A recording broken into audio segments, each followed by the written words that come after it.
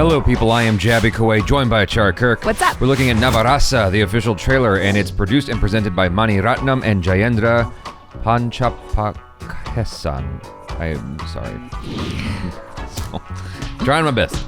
Okay, let's check this out. This is from Netflix India, the YouTube channel, and here we go.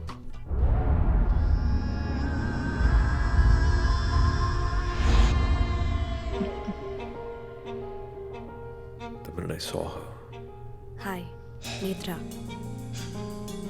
I had this feeling, I swear. Missing da. உசுரோட தானே இருக்காரு. தேடி கண்டுபிடிங்க.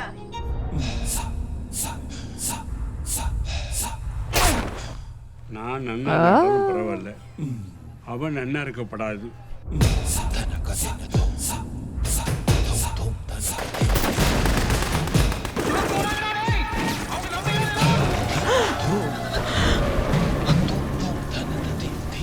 என்னதான் பார்த்தாங்க ஆனா என்னதான் பார்த்தாங்கன்னு தெரியலையே.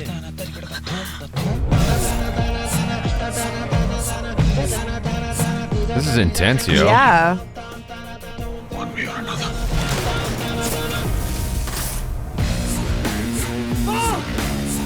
Digging the music. நீ அந்த ஆளை கொன்னி அவனுக்கு ஒரு குடும்பம் இருக்கு அதை யோசிச்சியா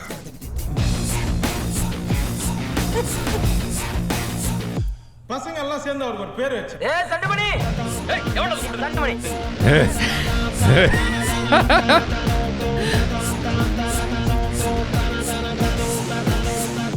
அதே வைப் அதே அட்ராக்ஷன் ஃபீல் பண்ணியா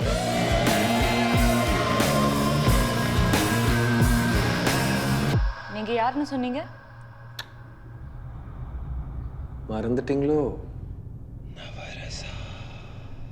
There was a very interesting description on this one.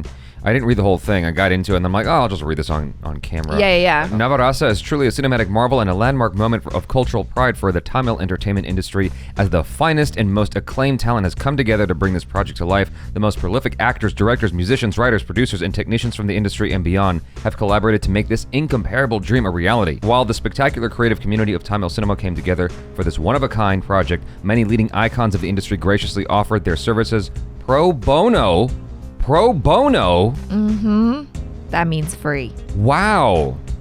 Pro bono, contributing the proceeds from the film towards the well-being of film workers in Tamil cinema impacted by the pandemic. Wow, this is something else. Wow. The 9 stellar and critically acclaimed directors lending their incredible vision and distinctive perspective on each rasa. What does that mean? Story? I don't know.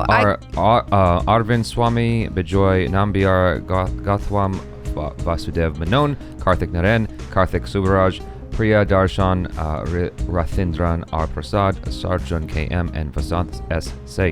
But there was a lot of recognizable face talent in there as well. Yes, definitely. A lot of recognizable face talents. Many of them that we know by name and many of them that we've seen in movies and we're like, oh no, I recognize that guy. Yeah. But I don't know his name. But yeah, Right. this truly is just kind of like a who's who of the best of Tamil cinema. That's right crazy though that they just lent their services for free to work on this film.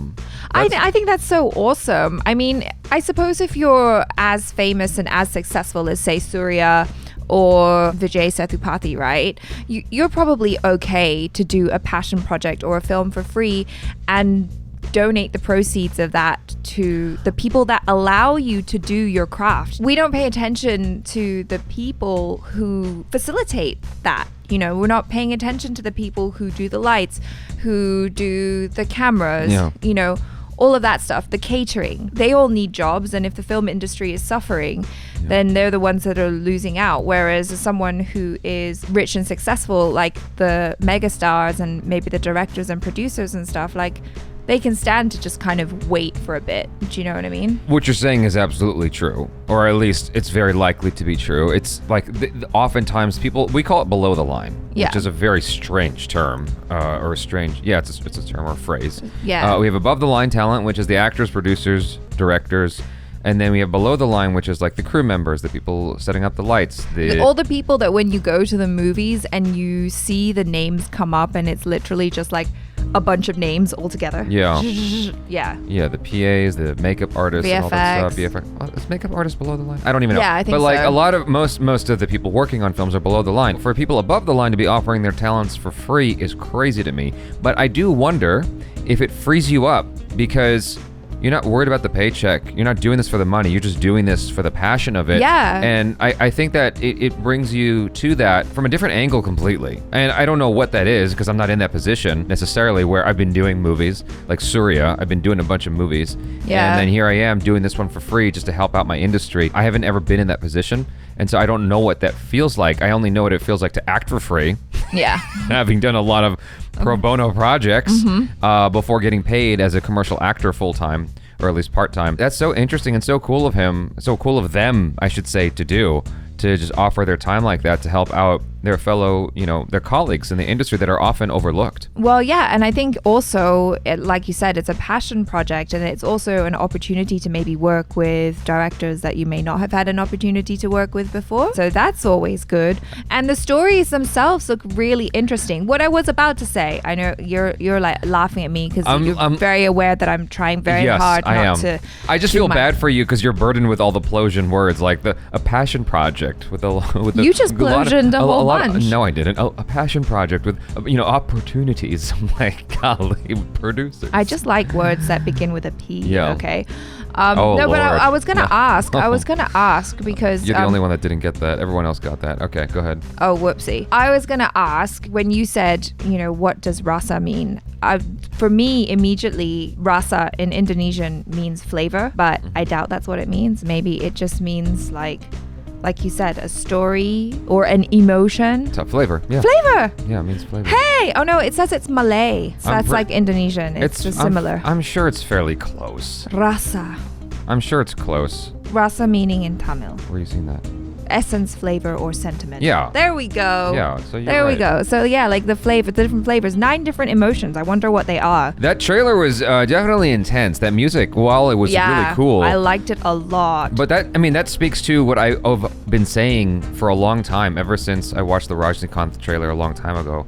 I think Kabali. The South Indian rock music is just awesome. Yeah. Like there's something like in that grungy sound that is just so cool. But it's not even that, because it's like that marriage of, that rock sound and the very traditional, I guess, Tamil or Indian sound. All I'm saying is the sound is super cool. Whether it's grungy or whether it is some kind of classical sound mixed in with it from, Indian roots. All I'm saying is it sounds dope. And that's what I care about at the end of the day. Like, does it sound cool? You can tell me about the nuances of the history and this and that. I'm like, does it sound cool? Yeah, but it's not only that, but it's just very evocative. It brings up emotion right away, and it pairs really well with the visuals, which are like Absolutely, because the music weird. is dope and the visuals are dope. Yeah. Like I get it. I mean, we're here to break it down, and so thank you for sharing insight into like the nuances of it. For me personally, though, just being real with you guys, fully transparent, I don't really necessarily care about all that. I care about how does it make me feel? How does it sound? Does it sound cool? Does it make me feel a particular way? Cool. All that stuff about the history of it and how it's linked to this and that doesn't really have an impact on my listening experience. Oh yeah, of course. You know? I mean, ultimately that's what it boils down to, and it worked in this trailer. Exactly. Regarding the visuals, I mean, this goes in line with, obviously, they're celebrating Tamil cinema, but this goes in line with a lot of just the collections that we've been seeing on Netflix, these short film collections. Even on Amazon they do this, but I've seen it more on Netflix, I feel like. Yeah. Where it's the Indian short films. Like the one that comes to mind is the Lust Stories. Lust Stories, Jaby Dastans.